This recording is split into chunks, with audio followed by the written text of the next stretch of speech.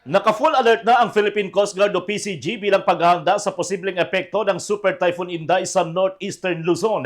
Ayon kay Ensign Erica Faith Coloso, ang tagapagsalita ng Coast Guard District Northeastern Luzon, handa na sa paparating na bagyo ang deployable response groups na binubuo ng 58 teams mula sa Coast Guard Station sa Cagayan, Batanes, Calayan, Isabela at Aurora. Dagdag pa rito, nakapreposition na rin ang mga search and rescue assets ng PCG na re-responde sa anumang emergency na maaaring idulot ng sama ng panahon. Nagpatupad na rin ng no-sail policy ang PCG sa mga karagatang sakop ng rehiyon upang matiyak ang kaligtasan ng mga mangingisda at iba pang naglalayag. Full alert na po kami. Ang amin po nga DRG teams or ang rescue teams po namin is naka-ready na po.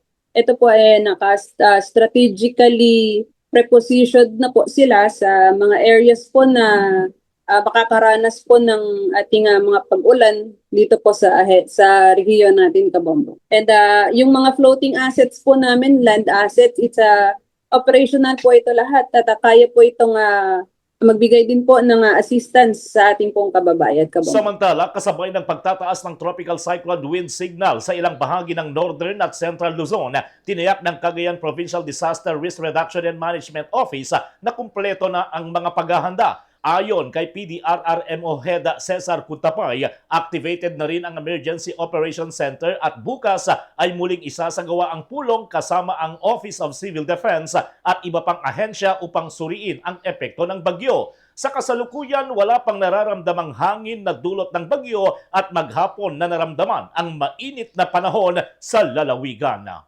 Lahat po na nakatira dyan sa malapit sa paanan ng bundok o may bantang panganib sa landslide po at dyan sa mga lugar na madaling bahain, nanawagan po ako na maaari ay as early as tomorrow, maybe we will evacuate ourselves and go for evacuation centers. At yan ang balita mula rito sa Bombo Radio Tuguegarao. Ako si Bombo Anselmo Banan Jr. And this is Bombo Radio Philippines, the #1 radio network in the country. Your trusted source of news and information.